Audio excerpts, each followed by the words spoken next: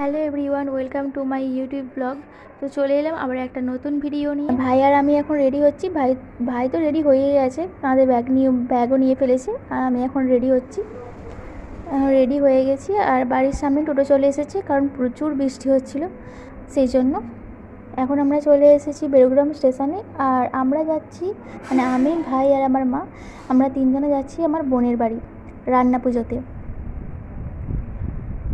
আর এখন আমরা ট্রেনে চেয়ে পড়েছি।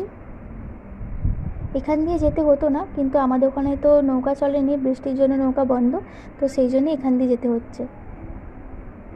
এখান থেকে আবার মশাগ্রাম স্টেশনে নামবো, সেখান থেকে আবার ট্রেন ধরবো। তো এই যে মশাগ্রাম স্টেশনে চলে এসেছি, আর ট্রেন থেকে নামবার সময় ভিজে গেছি বৃষ্টিতে, প্রচুর মুষলধারে বৃষ্টি হচ্ছে।